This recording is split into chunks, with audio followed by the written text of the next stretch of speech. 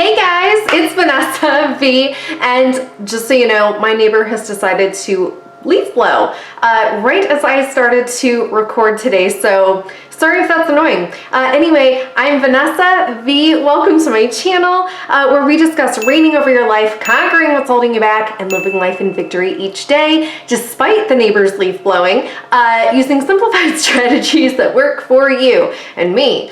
Grr. Today, we are going to be talking about something that's super important, right? For us all to survive. It is breath and breathing, which we're all pretty focused on right now during the pandemic. But there's a lot of factors that come with stress and anxiety and panic and all that stuff that does affect our breathing. And so I wanted to go over that, especially since I kind of brought it up last week when we were discussing panic attacks and the frozen orange hack. If you haven't seen it, it's all good. I will link it below. But I mentioned some of the symptoms that we're going to be addressing today in last week's video because I was experiencing panic last week, like a lot of you were. And so I wanted to address those this week, just in case you're still experiencing some of that panic. By the way, if you are experiencing panic symptoms or panic attack right now, I'm going to link right below, probably right here, the timestamp that you can sort of slide the video to get right to the hack if you need it. But before we get to it, as usual, I do just want to talk a little bit about panic attacks, panic, and breathing and the association between it all, just because it's good to know. Yep. Okay, so today's topic is about probably the number one thing that has to do with survival. And you know, we talk a lot about survival on this channel, hence the Crown Survivalist. And that is breath. And you guys all know, especially during this pandemic and everything that's been going on this past year, just how important breath and breathing easier and more easily is, because without it, we cannot survive and we can't thrive. Okay, so yes, breathing is vital to our survival and to our enjoyment of life. And just like we talked about last week, stress and anxiety and panic and a myriad of things that are not necessarily medical related issues, but more in terms of how our brain is having us react to what it perceives as survival situations can absolutely have an effect on our breathing and our breath in a lot of different ways. And some of the symptoms that I was experiencing last week that you guys may experience when you experience panic or panic attacks is chest tightness, specifically, feeling like I have shortness of breath, not being able to inhale super deep, also not feeling like I can necessarily catch my breath as easily. And there's obviously more symptoms associated, but those were the ones that I was feeling last week. And when we feel those symptoms specifically, it can really freak us out, right? Like, it is super scary. And when we're experiencing these, a lot of times we go straight to, oh my gosh, there's something literally wrong with me. Like, I'm having a medical emergency right now. And even when I still experience these things, that can sometimes be my go-to is, oh my gosh, what is happening? And also really quickly, by the way, if you are in fact feeling as though you're having a medical emergency, please seek professional emergency help right now if you do feel like you're having a medical emergency, just in case. Use your own discretion, and I'm sending you love. I am not a medical professional or a healthcare professional. I'm just a regular gal who has had a lifetime of stress and anxiety, and I've learned all these amazing things that have helped save me time and time again, and I'm sharing them with all of you in hopes that they can also help you as well. And I'm also growing with you at the same time, so we're all learning together. Okay, so if what we're experiencing is not being caused by a life-threatening emergency, I do want to quickly touch on some of the reasons why we're feeling the way that we're feeling. Because when we know those things, not only does it help us not feel as afraid of it, I don't think, but it also helps us understand the solutions so that we can just get right at it and move on. Who doesn't want that? Basically, when the brain gets triggered by what it perceives as a danger signal, it has a survival response. And there is a lot that goes on when we are in that survival response, including one thing that we touch on in that #1 panic attack hack that I shared in my very first video. So if you're interested in learning that hack and learning a little bit more about that, I will link that below as well. The link. But basically, in a nutshell, for the specific thing that we're talking about, what is occurring when we have that survival response from our brain is our brain goes, ooh, I need to protect our vital organs. So I need to do a lot of different things, but one of those things is I need to protect our vital organs. So what does that mean? It means we're going to contract our chest muscles without thinking about it. This is our subconscious brain literally doing work for us that we don't need to do because we need to be focusing on the actual danger that is present in our environment, if there actually is danger in our environment. So our brain is like, you take care of that. We're gonna focus on physiological changes and lots of different changes inside that are automatic. That way you can focus on keeping us safe as well, like you, rational you. And so that can definitely be part of what causes us to not feel as though we can breathe easily, because our muscles, we literally have, I think it's called upper respiratory tension. That's literally what's going on. It's a survival stress response, which doesn't really feel like it's making a lot of sense, but in actuality, it is serving us a purpose. So what do we do? Now, like a lot of you, I personally really hate it when people are like, just breathe. Just take a deep breath. Nope, but, and I feel ya, but it is true. And here's why. I have personally learned over the years that physical actions actually talk directly to that subconscious brain that is trying to take over and cause us to react in that survival state, whether we think it's rational or not. And so in knowing that, doing physical actions that sort of tell that subconscious brain that we are safe can actually help that part of the brain sort of stop what it's doing and let go and recognize that we are in fact safe, and therefore we don't need to be reacting in the way that we may be reacting. And so those actions actually tend to be physically the opposite of what that subconscious survival part of the brain is trying to get us to do, and actually reinforce that we are safe to that part of the brain and also ourselves. You dig? Yeah, when I learned that, I was like, oh, is it that easy? Huh. Wish I'd known that forever ago. And so if you've seen the #1 panic attack hack video that I posted, but also the power of sitting and some of the other videos, I am gonna post those below. Those actually do that. Those actually, in those videos, we actually focus on talking to that subconscious brain using physical actions to help us walk out of our stress and anxiety and panic in gentle ways, in ways that not only help get us out of that, but help us walk out of that in a way that isn't shocking to our system, which is important. I know last week when we did the frozen orange, that's not necessarily a gentle hello, but in extreme circumstances, sometimes that's what we need. Not that it's scary, it's just a different option, and that's okay. All right, so yeah, we all know how to breathe. But at least for me, and I think for a lot of people in general, knowing how to breathe to not only prevent panic, stress, anxiety, depression, and all that stuff, but also to know how to breathe when we are experiencing those things.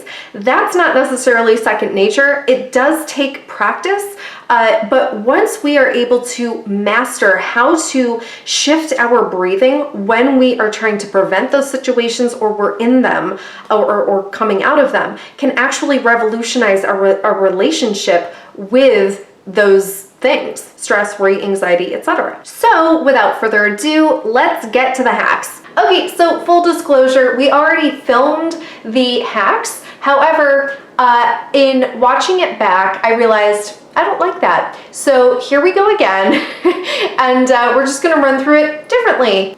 Take 2. So just as a quick reminder, as we go through these moves, we're going to try and focus on doing them slowly, gently, and deeply.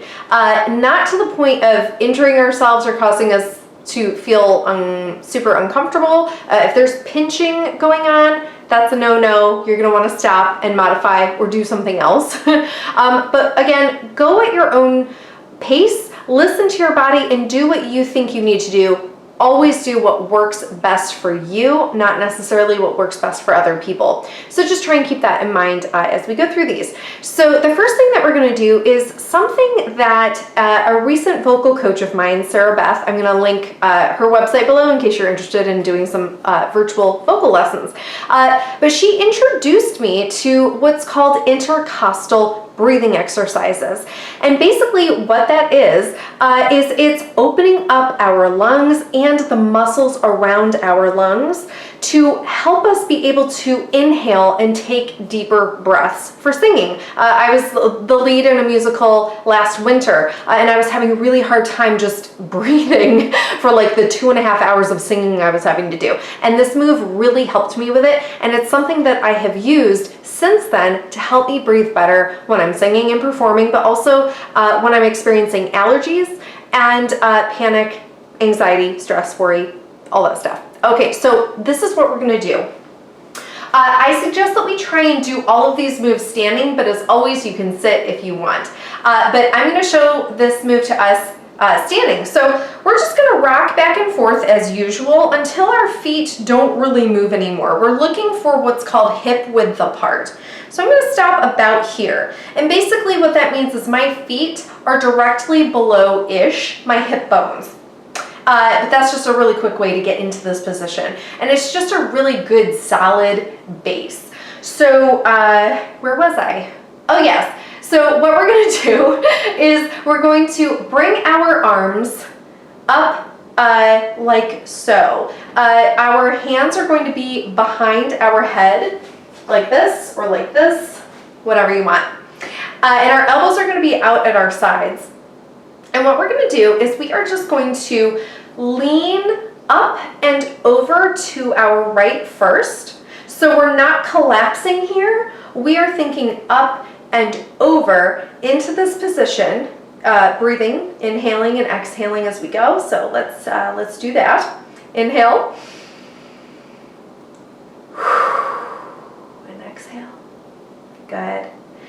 And what we're going to do is we're then going to rotate our chest. Honey, if you want to help us out here and see what this is looking like. So we're here, we started here, and we're rotating to our left from the belly button up. So it's just a very small move, but what it's doing is helping to open up this chest muscle area. So inhaling and exhaling and holding all of these moves as long or as short as you need, whatever's comfortable for you. One more time.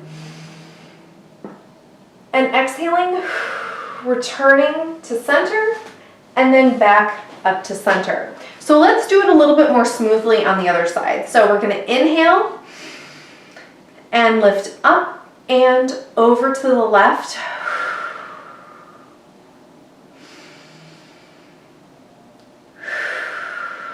Good. Go ahead and open to the ceiling the other way.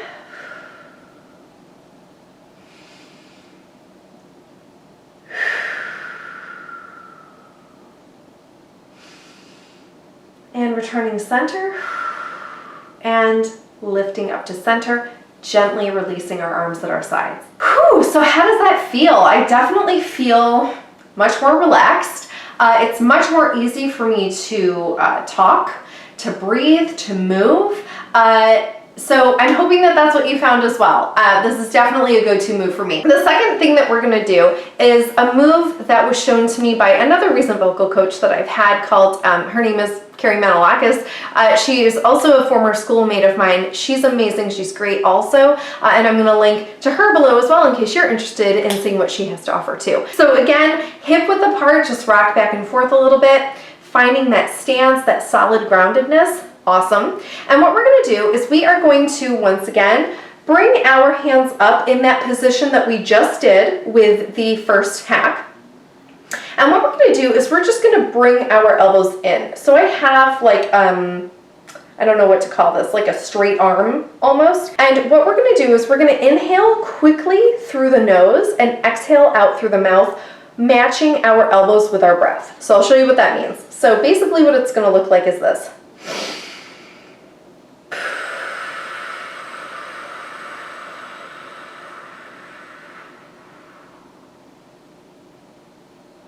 Good. And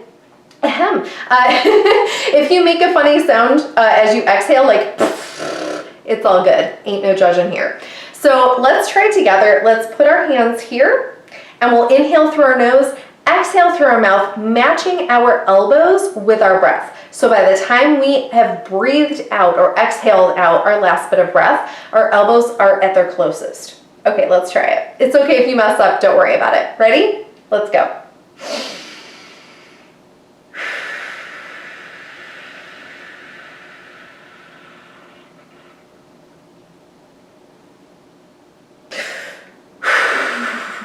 Sorry, messed up. Inhale.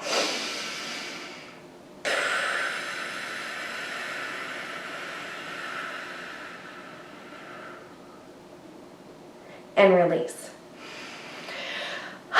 So how does that feel? I feel like a lot of tension is out of me. Again, I feel like I can breathe a lot easier. It's a great option, especially if the first one that we did wasn't really your style. So the third option that I have for us all is something that I learned many moons ago in dance. I've danced probably, well, really since I was the age of 3, but I didn't learn this until I started doing modern dance. But it's something that I teach in my workout classes. So I'm a certified fitness instructor, and this is definitely something that I enjoy sharing with everybody because it's something that not only opens up a lot of our back muscles, but it's something that also allows us to breathe easier and just get us ready for the day, really. So this is a move that I tend to use a lot. So what we're going to do is I'm just going to face to the side just to show you guys what this looks like. Feet are hip width apart again. And what we're going to do is we're just going to lace our fingers. So elbows are up and fingers are laced together. So what we're going to be doing is pulling away and pulling forward. But our fingers are going to be locked, so it's a really small move. So we're going to start standing up tall if you're standing. Sitting up tall. So our elbows are up, fingers are locked. We're gonna bend at the knee and curve our back. So this is a really attractive position to be in. Joking. We are going to stay in this position and pull our elbows away from each other and pull our hands away from ourselves. So stay here and I'll show you what this looks like. It looks like this. So I'm pulling away and I'm pulling away in two opposite directions. And what it's doing is it's helping to really spread my upper back muscles.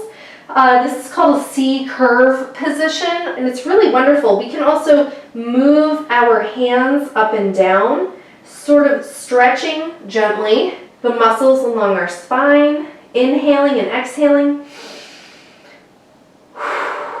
One more time, inhale. Really filling that space and exhale. Release those hands. Keeping those knees bent, we gently roll up our spine, straightening our legs, shoulders roll back and down, head comes up, and we're good. So paying attention to how that makes you feel. I feel a little bit more loosey-goosey. I just feel more stretched out, like I can move a little bit easier. So that might be a move that you find works for you, not just for breathing, but just for feeling better overall. Finally, what I want to go over is some moves to do in public, because these aren't necessarily things that you're going to want to do while standing in line at the store or shopping. So what I suggest for us to do is, again, hip width apart, or if you're sitting, it's all good, and just thinking about breathing all the way down into our belly button and then exhaling all of that air out. Really using up all the space that our lungs have that we don't generally use. A lot of times we just breathe chest up. So I'm going to be moving my hands. You don't have to do it with me. All right, let's go. Ready? Okay, inhaling into our belly button. Let's go.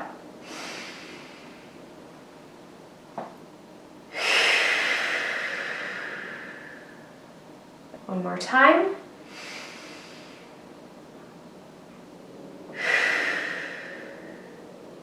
Great.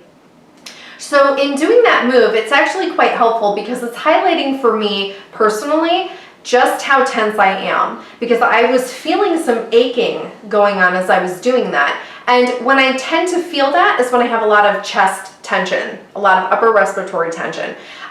When I feel like I can't expand my waist enough, that also tells me I have a lot of tension going on.